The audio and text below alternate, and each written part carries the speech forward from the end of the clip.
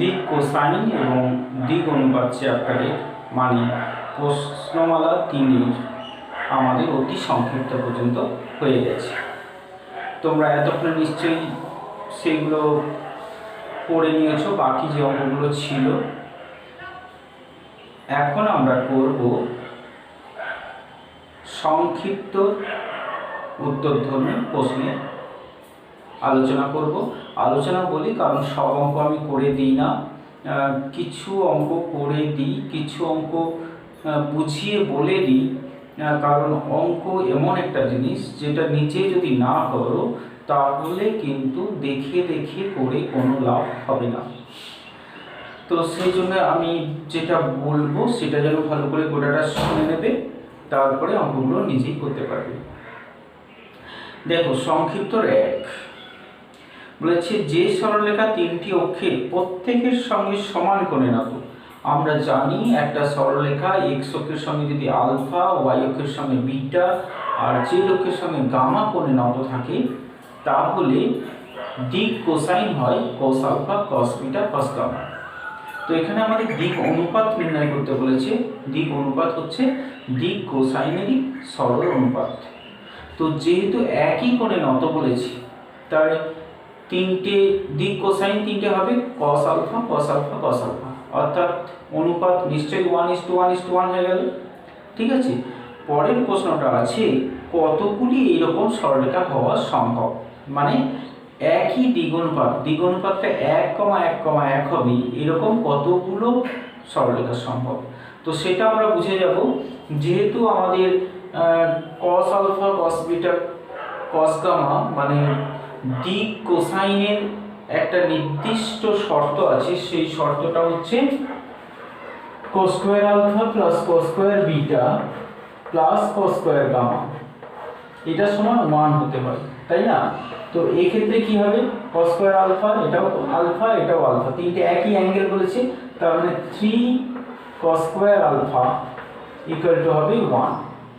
তার মানে cos square alpha equal to হবে 1/3। তাহলে cos আলফা হবে 1 প্লাস মাইনাস 1/√3। তার মানে বুঝতেই পারছি আমরা একটা প্লাস 1 মানে 1,1,1 আর একটা মাইনাস 1,1,1, যদিও অনুপাতটা কিন্তু আমরা 1,1,1 লিখব। ঠিক আছে, তার মানে এরকম দুটো দিক কোসাইন আমরা দুটো সরলরেখা আমরা পাবো যাদের দিক অনুপাত 1,1,1 কিন্তু দিক কোসাইন আলাদা আলাদা হচ্ছে। একটা দিক কোসাইন হবে 1/√3, 1/√3, 1/√3, আর একটা হবে -1/√3, -1/√3, -1/√3। ঠিক আছে, তাহলে দুটো সরলরেখা হবে। তারপরে 2 নম্বরে বলেছে xz সমতলে অবস্থিত কোন সরলরেখা z অক্ষের সঙ্গে π/3 কোণে নত, রেখাটির দিক কোসাইন সমূহ নির্ণয় করো। তার মানে এখানে xy তলের উপরে একটা সরলরেখা আছে। তো কোন সরলরেখা যদি xy তলের উপর থাকে, ধরো এটা x, এটা xz তলের উপরে আছে, ধরো এটা x এটা z, তো xz তলের উপর একটা সরলরেখা আছে। xz তলে বোর্ডটাই হচ্ছে xz তল। তাহলে বোর্ডটা যদি xz তল হয় তাহলে এই তলের উপর একটা সরলরেখা আছে। তো এই তলের উপর যে সরলরেখাটা আছে সেটা বলেছে z অক্ষের সঙ্গে π/3, এটার সঙ্গে π/3 করে নাও। তাহলে এই কোণটা আমরা নিশ্চয়ই পেয়ে যাচ্ছি, কারণ এই তলের উপরে এই x অক্ষ আর z অক্ষের মধ্যবর্তী তলের উপরে কোনো কোণ থাকলে এটা গোটাটা নিশ্চয়ই 90 হবে, কারণ x অক্ষের সঙ্গে z অক্ষ 90 ডিগ্রি করে নাও। তাহলে এটা হবে π/6 হচ্ছে। ঠিক আছে, তাহলে এই সরলরেখাটা x অক্ষের সঙ্গে π/6, z অক্ষের সঙ্গে π/3, বাকি থাকে y অক্ষ। তো y অক্ষের সঙ্গে কত ডিগ্রি কোণ উৎপন্ন করবে? তো y অক্ষটা কিভাবে আছে, দুটো অক্ষের সঙ্গে লম্বভাবে আছে। দুটো অক্ষের সঙ্গে যদি লম্বভাবে থাকে তাহলে এই অ্যাঙ্গেলটা নিশ্চয়ই 90 ডিগ্রি হবে। তার মানে এইটা আমাদের y অক্ষ। তাহলে y অক্ষের সঙ্গে সরলরেখাটা 90 ডিগ্রি কোণ উৎপন্ন করছে। তাহলে তিনটে কোণ আমরা পেয়ে গেলাম। একটা হচ্ছে x অক্ষের সঙ্গে π/6, ওয়াই অক্ষের সঙ্গে π/2 মানে 90 আর জেড অক্ষের সঙ্গে π/3 বলে দেওয়া আছে। তাহলে এইখান থেকে আমরা নিশ্চয়ই 2 এর অঙ্কটার কথা বলছি, এইখান থেকে নিশ্চয়ই আমরা এলিমেন্ট এর মানটা পেয়ে যাব। তাহলে আমাদের ডি কোসাইন হবে cos π/6, cos π/2, cos π/3। ঠিক আছে, তার মানে মানগুলো আমরা বসিয়ে নিতে পারবো, cos π/6, cos 90 আর cos মানগুলো বসিয়ে নিয়ে ডি কোসাইন আমরা করে নেব।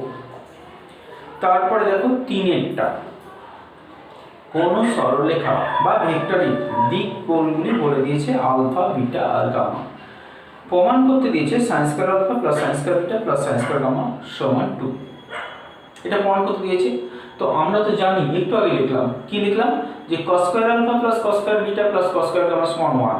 তো এই তথ্যটা আমাদের হাতে আছে। তো এইখান থেকে আমরা সব cos গুলোকে sin স্কয়ার করে নেব। কিভাবে? cos স্কয়ারের জায়গায় 1 - sin স্কয়ার লিখে দেব। তিনটে cos স্কয়ারের জায়গায় 1 - sin স্কয়ার লিখে দিলেই আমাদের sin স্কয়ার মানে যেটা প্রমাণ করতে দিয়েছে চলে আসবে। ঠিক আছে, তারপরে দেখো 4 নম্বরে, কোন সরলরেখার ওপরে দুটো বিন্দু দেওয়া আছে। তো সরলরেখার ওপরে দুটো বিন্দু পাওয়ার সঙ্গে সঙ্গে ওই সরলরেখার দিক অনুপাত কিন্তু আমরা পেয়ে যাব। কিভাবে? কারণ x স্থানাঙ্কের সঙ্গে x স্থানাঙ্কের বিয়োগ, y স্থানাঙ্ক মাইনাস y স্থানাঙ্ক, z স্থানাঙ্ক মাইনাস z স্থানাঙ্ক করে দিলেই দিক অনুপাত পাওয়া যায়, এটা আমরা জানি। তাহলে দিক অনুপাত পেয়ে যাচ্ছি। তারপরে বলেছে x অক্ষের সঙ্গে সূক্ষ্মকোণে নত হলে দিক কোসাইন নির্ণয় করো। তো দিক অনুপাত পেয়ে যাওয়ার পর দিক কোসাইনও আমরা বের করতে পারি। এই দিক অনুপাত মানে হচ্ছে ABC দিয়ে প্রকাশ করা হয়। তাহলে ABC থেকে আমাদের বের করতে বলেছে এলিমেন্ট বের করো। ঠিক আছে, তাহলে ABC থেকে আমরা এলিমেন্ট বের করতে পারবো। তো ABC থেকে এলিমেন্ট বের করতে গিয়ে যে তথ্যটা এখানে হাতে দেওয়া আছে সেটা হচ্ছে x, তো x অক্ষের সঙ্গে সূক্ষ্মকোণে নত। তো এই কথাটা বলার মানে হচ্ছে আমরা যখন দিক অনুপাত বের করব তখন x1 - x2 করতে পারি, আবার কেউ এর উল্টোটাও করতে পারে, মানে x2 - x1 ও করতে পারি, তাই না? তো যে x1 - x2 করলো তার যদি পজিটিভ অনুপাত প্রথমটা পজিটিভ হয়, যে x2 - x1 করলো তার কিন্তু নেগেটিভ হবে, তাই না? সেই জন্য ওরা বাড়তি বলে দিয়েছে যে x অক্ষের সঙ্গে সূক্ষ্মকোণে নত। তো সূক্ষ্মকোণে নত যখনই বলে দিল তার মানে 90 ডিগ্রি কম কোণ, তার মানে cos 90 ডিগ্রি cos সূক্ষ্মকোণের মান নিশ্চয়ই পজিটিভ হবে। তার মানে ওরা কিন্তু বলে দিল যে প্রথম অনুপাতের প্রথম সংখ্যাটা পজিটিভ করে নিতে।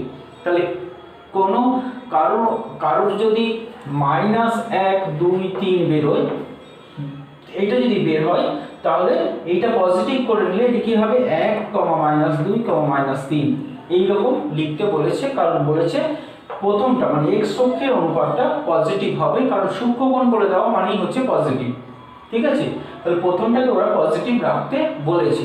তাহলে কারোর যদি দিক অনুপাত নেগেটিভ এরকম চলে আসে তাকে কিন্তু ফার্স্ট এরটাকে অন্তত পজিটিভ, সেকেন্ড থার্ড যা হবে হোক, কারণ বলেছে x অক্ষের সঙ্গে ধনাত্মক কোণে নত। ঠিক আছে, তাহলে 4টা হয়ে যাবে।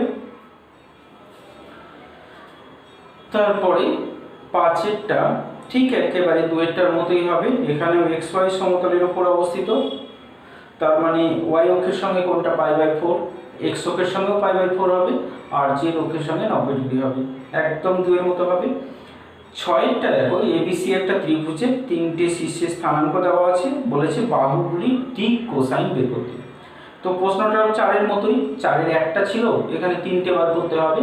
তো আমরা একটা একটা করে দিক কোসাইন বের করব। তো প্রথমে আমরা AB বাহুটা নিচ্ছি। তাহলে AB বাহু, এক্ষুনি বললাম একটা সরলরেখার উপর দুটো বিন্দু দেওয়া থাকলে প্রথমে আমরা দিক অনুপাতটা পেয়ে যাব। তাহলে AB বাহুর দিক অনুপাত, AB বাহুর দিক অনুপাত কি হবে? আমরা এটা মাইনাস এটা করতে পারি, এটা মাইনাস এটাও করতে পারি। আমি A - B করছি, ঠিক আছে? তাহলে হবে 2, 5 - 6 মানে -1, 0 - 2 মানে হচ্ছে -2। কখনোই যেন ব্র্যাকেট না দেওয়া হয়, কারণ অনুপাতে ব্র্যাকেট হবে না, দিক অনুপাত বা দিক কোসাইনে যেন ব্র্যাকেট না পড়ে যায়, এটা খেয়াল রাখতে হবে। তাহলে AB বাহুর দিক অনুপাত পেয়ে গেলাম। এখন আমরা লিখব AB বাহুর দিক কোসাইন। দিক কোসাইন, তো দিক কোসাইন কি করে পাবো না 2/√2 root over a square plus b square plus c square, মানে a square plus b square plus c square মানে কত হচ্ছে 2 2 4 1 আর 4, তার মানে 4 4 8 একে 9 মানে 3। তাহলে 2/3 কমা মাইনাস 1/3 কমা মাইনাস 2/3, এটা হলো এবি বাহুর দিক অনুপাত। ঠিক আছে, এই দিক কোসাইন। একইভাবে আমরা বিসি দিক অনুপাত বের করে বিসি দিক কোসাইন বের করতে পারবো, এসি দিক অনুপাত বের করে এসি দিক কোসাইন বের করতে পারবো। তো বিসি বাহুর দিক অনুপাত 0 3 আর হচ্ছে 2 + 1 মানে 3। ঠিক আছে, তাহলে বিসি বাহুর দিক কোসাইন কি হবে, এটা 0ই হবে, আর 3 বাই কি হবে রুট ওভার 9 + 9 মানে √18 মানে হচ্ছে 3√2 3√2 আর এটা হচ্ছে 3/3√2। তার মানে তাহলে দিক কোসাইনটা হবে 0 1/√2 কমা 1/√2, এটাই হবে দিক কোসাইন। ঠিক আছে, আর সিএ বাহু একইভাবে আমরা সিএ বাহু বার করতে পারবো। এবি বাহু বা সিএ বাহুর দিক অনুপাত আমরা 4 - 2 এসি বাহু দিক অনুপাত, প্রথমে আমরা অনুপাত করব, তাহলে দিক অনুপাত হবে 2, 2, 1। তাহলে এসি বাহু দিক কোসাইন হবে কি হবে 2/√9 মানে 3, 2/3, 1/3। ঠিক আছে, তারপরে সাথের যে অঙ্কটা রয়েছে দেখো, সেখানে পি কিউ আর তিনটে বিন্দু দিয়েছে, বলেছে দিক অনুপাত নির্ণয় করে প্রমাণ করতে হবে যে বিন্দু তিনটি সমরেখ। তো আমরা কি করব, পি কিউ এর দিক অনুপাত বের করব আর কিউ আর এর দিক অনুপাত বের করব। যদি পি কিউ এর দিক অনুপাত আর কিউ আর এর দিক অনুপাত একই হয় তাহলে আমরা বলবো বিন্দু তিনটি সমরেখ। একই দিক অনুপাত মানে একই দিক কোসাইন হবে, আর একই দিক কোসাইন মানে একই অ্যাঙ্গেল তৈরি করবে, তার মানে ওরা এক রেখার উপর অবস্থিত হবে মানে সমরেখ হবে। 8এরটা একটা সরলরেখা y আর z অক্ষের ধনাত্মক দিকের সঙ্গে π/4 আর π/3 কোণ উৎপন্ন করেছে, x অক্ষের সঙ্গে যে সূক্ষ্ম কোণ উৎপন্ন করে তার মান নির্ণয় করো। তো x অক্ষের সঙ্গে যদি আলফা কোণ করে থাকি তাহলে একটা সমীকরণ আমরা পেয়ে গেলাম, কি পেলাম যে cos² alpha plus cos² π/4 plus cos² π/3 = 1। তো cos² π/4 cos² π/3 মান দুটো বসিয়ে আমরা cos² আলফার মানটা পেয়ে যাব। তো সেখান থেকে আমরা cos আলফার পজিটিভ মানটা নিয়ে আলফার মানটা বের করব।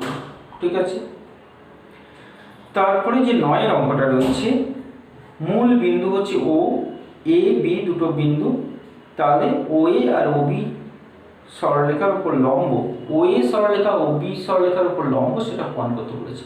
তার মানে ও এ আর ও বি পরস্পর লম্ব সেটা প্রমাণ করতে হবে।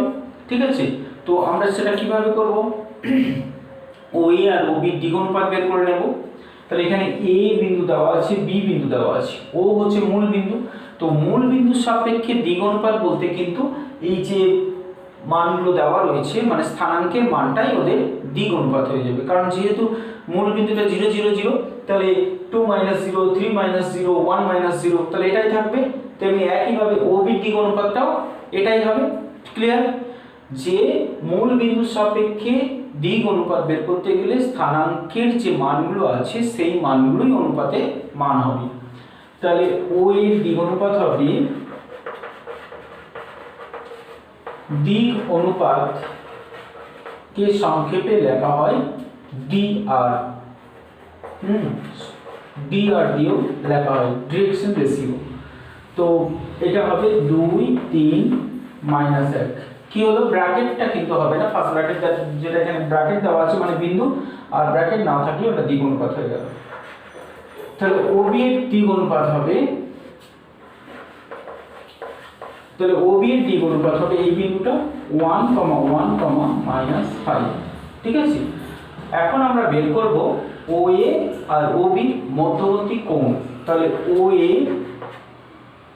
আর ওবি পরস্পর লম্ব আমাদের প্রমাণ করতে দিয়েছে, তাহলে কোণ বের করার দরকার নেই। আমরা যদি এটা দেখতে পাই যে লম্ব হওয়ার শর্ত কি ছিল, a1 a2 plus b1 b2 plus c1 c2, এটা যদি 0 হয় তাহলে পরস্পর লম্ব হবে, এটা আমরা জানি, তাই না? তাহলে আমরা এখানে সেই শর্তটা প্রয়োগ করে দেখিয়ে দেব যে এদের গুণফল করে যোগ করলে 0 হচ্ছে, অতএব লম্ব হবে। তাহলে আমরা এখানে a1 a2 plus b1 b2 plus c1 c2 এটার মানটা বের করব। তাহলে এখানে a1 b1 c1 আর এটা হচ্ছে a2 b2 c2। তার মানে এটা যেভাবে ভেক্টরে করেছিলাম 2 একে 2 প্লাস 3 একে 3, মানে 2 × 1 প্লাস 3 × 1 প্লাস 1 × -5, তার মানে 2 প্লাস 3 -5, তার মানে 0। অতএব ওএ লম্ব হচ্ছে ওবি, প্রমাণিত, ঠিক আছে। তারপরে 10এরটা দেখো, একই প্রশ্ন আছে। এখানে প্রথম দুটো বিন্দু সংযোগ সরলরেখার দ্বিগুণ অনুপাত বের করে নেব, পরের দুটো বিন্দু সংযোগ সরলরেখার দ্বিগুণ অনুপাত বের করে নেব, তারপরে আমরা দেখাবো ওরা পরস্পর লম্ব প্রমাণ করতে বলেছে, মানে a1 a2 plus b1 b2 plus c1 c2 সমান 0 প্রমাণ করে দেবো, দিয়ে লিখে দেবো এরা পরস্পর লম্ব, ঠিক আছে। তারপরে 11টা ওই একই রকমই প্রশ্ন, এটা সমান্তরাল প্রমাণ করতে বলেছে। তাহলে আমরা কি করব, ধরে নিচ্ছি এটা a বিন্দু, এটা b বিন্দু, এটা c বিন্দু, এটা d বিন্দু। তার মানে প্রমাণ কি করতে হবে না, ab আর cd এরা যে পরস্পর লম্ব সেটা প্রমাণ করতে হবে। তাহলে আমরা কি করব, ab এর দ্বিগুণ অনুপাত বের করব, ab এর দ্বিগুণ অনুপাত, ab এর দ্বিগুণ অনুপাত হচ্ছে 4 - 5 মানে -1 2, -3, আর cd এর দ্বিগুণ অনুপাত নেব। তো cd এর দ্বিগুণ অনুপাত কি, 4 - 6 মানে হচ্ছে -2, 3 - -1 মানে হচ্ছে 4, আর -3 - 3 মানে হচ্ছে -6। এখন দুটো সরলরেখা সমান্তরাল হওয়ার শর্ত কি না, a1 বাই a2 সমান যদি b1 বাই b2 সমান যদি c1 বাই c2 হয় তাহলে এরা সমান্তরাল হবে। তাহলে এটা হচ্ছে সমান্তরাল হওয়ার শর্ত। তাহলে এখানে আমরা দেখব যেহেতু a1 মানে -1 বাই -2 আর 2 বাই 4 আর -3 বাই -6 এরা সমান বটে কিনা। তো এটা সমান হচ্ছে 1/2, ঠিক আছে। আচ্ছা, এগুলো সমান বটে কিনা আমরা চেক করছি। এটা হচ্ছে 1/2, এটা হচ্ছে 1/2 আর এটাও হচ্ছে 1/2। তার মানে এই তিনটে সমান হচ্ছে 1/2 সমান হচ্ছে 1/2 সমান হচ্ছে 1/2। তার মানে এই তিনটে সমান যেহেতু, অতএব এরা সমান্তরাল, AB সমান্তরাল হচ্ছে CD, প্রমাণিত। খুব সহজ একটা চ্যাপ্টার, তোমরা একটু শুনে নেবে তাহলে সবটা করতে পারবে নিজে, একদম নিজে, ঠিক আছে। তারপরে 12টা, তো 12টা দেওয়া আছে, কোণ নির্ণয়ের সাহায্যে প্রমাণ করো যে একটা ত্রিভুজের 3টে শীর্ষবিন্দু দেওয়া আছে, প্রমাণ করতে হবে ত্রিভুজটা সমদ্বিবাহু। তো এই ক্ষেত্রে আমরা ABC 3টে শীর্ষবিন্দু, প্রথমে আমরা AB এর সঙ্গে BC এর অ্যাঙ্গেল বের করব, BC এর সঙ্গে C এর অ্যাঙ্গেল যদি দুটো সমান হয়ে যায় তাহলেই বলে দিতে পারবো যে ABC সমদ্বিবাহু ত্রিভুজ। যদি প্রথম দুটো অ্যাঙ্গেল বের করার পর দেখি যে সমান হয়নি, তাহলে আরও যে একটা অ্যাঙ্গেল থাকছে সেই অ্যাঙ্গেলটাকেও আমাদের বের করতে হবে।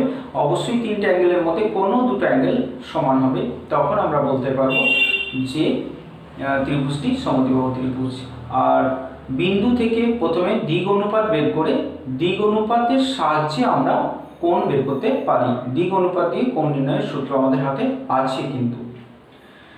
13টাও তাই করতে হবে। x অক্ষের সঙ্গে যে সূক্ষ্মকোণ উৎপন্ন করে, তো তো এখানে যে বিন্দু দুটি দেওয়া আছে সেই বিন্দু দুটির সংযোগ সরলরেখার দিক কোসাইন আমরা দিক অনুপাত বের করে নেব, আর এক্স অক্ষের দিক অনুপাত আমরা জানি, তারপরে দুটো দিক অনুপাতের সাহায্যে আমরা ওদের মধ্যবর্তী কোণ বের করে নিতে পারবো। 14টা একই রকমের প্রশ্ন, আমাদের কোণগুলো খুঁজে বের করতে হবে যে কোনো একটা কোণ সমকোণ আছে কিনা। যদি একটা কোণ সমকোণ হয়ে যায় তো আমরা লিখে দেবো যে ত্রিভুজটা সমকোণী ত্রিভুজ। ঠিক আছে, 15 অঙ্কটা দেখো একটু অন্যরকমের, তবু একটু পড়ে নাও যে ওএ আর ওবি দুটো সরলরেখার দিক অনুপাত দেওয়া আছে, দিয়ে বলেছে যে ওএবি তলের উপর যে অভিলম্ব হবে সেই অভিলম্বের দিক অনুপাত কি হবে। তার মানে ও এ বি, এটা কিন্তু ও এ বি যে তলটা হচ্ছে এই তলের সঙ্গে অভিলম্বভাবে কোনো একটা রেখা আছে, এই তলের সঙ্গে লম্বভাবে আছে। তাহলে তলের সঙ্গে লম্বভাবে থাকার মানে হচ্ছে সে এই ও বির সঙ্গেও লম্বভাবে আছে আর ও এর সঙ্গেও লম্বভাবে আছে। ঠিক আছে, তাহলে একটা তলের সঙ্গে লম্ব মানে হচ্ছে ও এর সঙ্গেও লম্ব, ও বির সঙ্গেও লম্বভাবে আছে। তাহলে আমরা ধরে নিচ্ছি যে অভিলম্বের দিক অনুপাত এ বি সি। যেহেতু এটা অভিলম্ব তাহলে আমরা বলতে পারবো যে ও এর সঙ্গে অভিলম্বটা লম্বভাবে আছে, তাহলে শর্ত আমরা লিখতে পারবো। তো কি শর্ত হবে না, এই দুটোর গুণ করে যোগ করলে 0 হবে, অতএব আমরা লিখতে পারবো a - b - c = 0। এটা একটা শর্ত। আর একটা শর্ত কি হবে, এইটার সঙ্গে এটার গুণ করে 0 করব, তাহলে আমরা কি পাবো 2a - b + c = 0।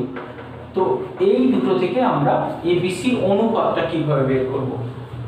আমরা এখানে এবিসি অনুপাতটাও কিন্তু বের করব বজ্র গুণনের সাহায্যে, কারণ দুটো সমীকরণ থেকে তিনটে আননোনের মান বের করা যাবে না, কারণ এখানে তিনটে আননোন রাশি আছে এবিসি, আর ইকুয়েশন পেয়েছি আমরা দুটো, সেজন্য দুটো ইকুয়েশন থেকে কখনোই তিনটে আননোন রাশির মান বের করা যায় না, সেক্ষেত্রে আমরা অনুপাতই পাবো। আর অনুপাতটা কিভাবে বের করছে একবার দেখে নেবে। এবিসি, বিটাতে মাইনাস দেবে, যেভাবে বজ্র গুণন করেছিলাম এটাকে বাদ রেখে এটা গুণ করে নেব, তাহলে কত হচ্ছে -1, এটা হচ্ছে মাইনাসে মাইনাসে প্লাস, তাহলে -1।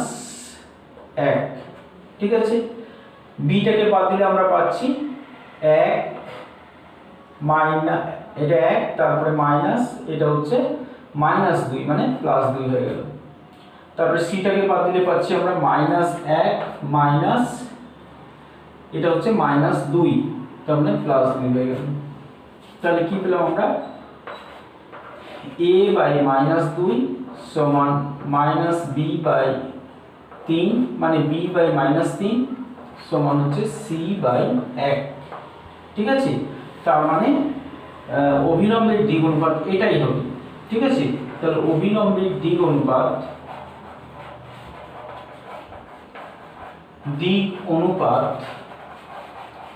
হবে -2, -3, 1, অথবা এটা হতে পারে 2, 3, -1, এটাও হতে পারে, এটাও হতে পারে। ঠিক আছে, তো এখান থেকে এটা কিভাবে হচ্ছে, এটাকে যদি আমরা k ধরে নিই তাহলে a সমান হবে -2k, b সমান হবে -3k, c সমান হবে k। তো যেহেতু এটা অনুপাত k গুলো কেটে যাচ্ছে, দিয়ে এটা আমরা পাবো। ঠিক আছে, অভিলম্বের দিক অনুপাত পেলাম। আমাদের প্রশ্নতে আছে অভিলম্বের দিক কোসাইন নির্ণয় করো, তাহলে আমরা দিক কোসাইনটা এখন বের করে নেব। তাহলে দিক কোসাইন আমরা অনুপাত থেকে বের করতে পারি, তাহলে দিক কোসাইন হবে কি হবে -2/√4 + 9 + 1, তার মানে 13, 14। তাহলে -2/√14, -3/√14, 1/√14, অথবা একটা হতে পারে 2/√14, 3/√14, -1/√14। ঠিক আছে, যে কোনো একটা উত্তর হতে পারে। তারপরে 16 অঙ্কটা, এখানে এ বি সি তিনটে বিন্দুর এ বিন্দু থেকে বি আর সি বিন্দু দুটির সংযোগ সরলরেখার উপর অঙ্কিত লম্বে পাদবিন্দু স্থানাঙ্ক নির্ণয় করো। ঠিক এই অঙ্কটা এক্সাম্পল 16 উদাহরণ 16তে ঠিক এই অঙ্ক মানে একই টাইপের অঙ্ক করা রয়েছে, তোমরা ওটা দেখে নিশ্চয়ই এটা করতে পারবে। 17 অঙ্কটা রয়েছে দুটো বিন্দুর সংযোগ সরলরেখা, আবার পরের দুটো বিন্দুর সংযোগ সরলরেখা পরস্পর সমান্তরাল। তাহলে আমরা কি করব, প্রথম বিন্দু দুটোর দিক অনুপাত বের করব আর পরের বিন্দু দুটোর দিক অনুপাত বের করব। তো তারপর সমান্তরাল হওয়ার শর্ত a1/a2 সমান b1/b2 সমান c1/c2। তো এই শর্ত থেকে আমরা a আর b এর মান বের করতে পারবো। 18টাও তাই, লম্ব। তো আমরা প্রথম দুটো বিন্দুর দিক অনুপাত পরের দুটো বিন্দুর দিক অনুপাত বের করে নেব। তারপর লম্ব হওয়ার শর্ত কি না a1a2 plus b1b2 plus c1c2 সমান 0। এখান থেকে আমরা k এর মানটা পেয়ে যাব।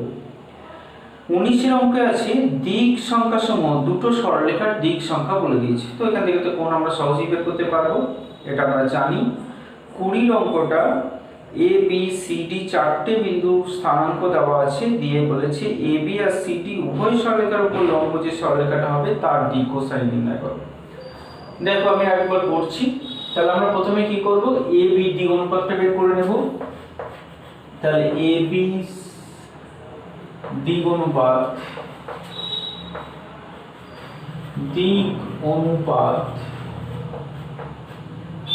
আমরা A B A minus B করে লিখছি। তাহলে -2 -3 -5 তাহলে -8 আর -1 -2 মানে হচ্ছে -3।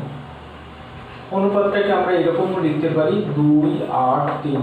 সব নেগেটিভ হয়ে গেল বলে সবটা পজিটিভ করে নিলাম, মানে b - a করে নিলাম, আর কিছু না। আর সিডি, তাহলে সিডি এর দিক অনুপাত হবে কি হবে, এটাকেও আমরা উল্টো দিক থেকে নিচ্ছি। 2 - 3 মানে 5, 3 - 4 তাহলে -1 আর 5 - 1 মানে হচ্ছে 4। ঠিক আছে, এ বি সি ডি দিক অনুপাত পেয়ে গেলাম। এখন A B R C D উভয়ের উপর A B O C D উভয়ের উপর লম্ব সরলরেখার দিক অনুপাত এ বি সি ধরে নিলাম। ঠিক আছে, তা যদি হয় তাহলে যেহেতু উভয়ের উপর লম্ব, তাহলে এ বির উপরে এটা লম্ব আবার সি ডির উপরেও এটা লম্ব। তাহলে এ বির উপর যখন লম্ব, তাহলে শর্ত পেয়ে যাবো আমরা।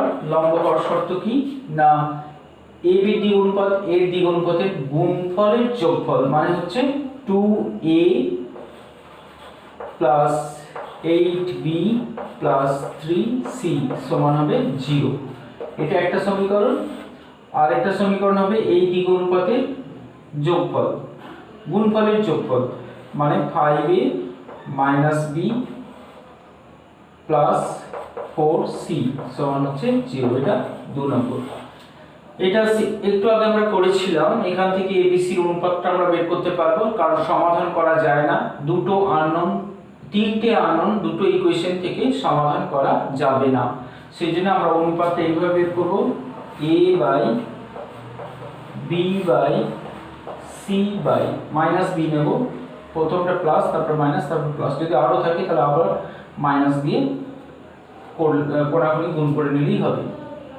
তাহলে a বাই কি হবে 4 32 মাইনাস, তাহলে 32 মাইনাস 3 তাহলে প্লাস 3। তারপরে হবে b বাই 4 2 8 মাইনাস 3 5 15। ঠিক আছে, 4 8 b বাই তাহলে 4 2 8 মাইনাস 15। আর তারপরে c বাই -2 মাইনাস 5 8 40।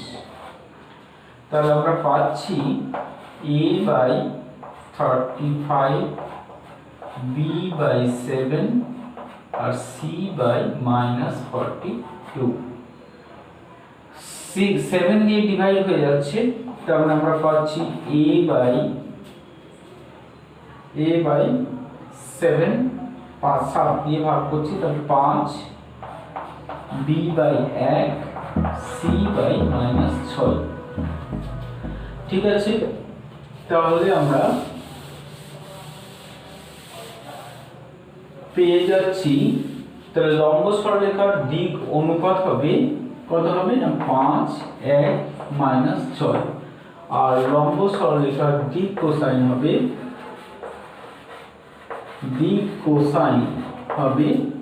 5 এটা আমরা রুট করে নেব 25 + 1 + 36, তার মানে 6 × 7 = 12, 2, 3, 5, 6, √62, 1/√62 আর -6/√62। ঠিক আছে, তাহলে আজকে এই পর্যন্তই থাক, বাকিগুলো পরের দিন হবে। আমি আরেকবার বলে দিচ্ছি, অঙ্ক যতই সহজ হোক তাকে কখনোই অবহেলা করবে না, সব অঙ্কগুলো পরপর করবে, তাহলে দেখবে তোমার একটা যে গতিবেগ, একটা স্পিড বাড়বে, তারপরে অঙ্ক সম্বন্ধে যে জড়তা ছিল সেগুলো কেটে যাবে, অঙ্ককে আস্তে আস্তে ভালো লাগতে লাগবে। ঠিক আছে।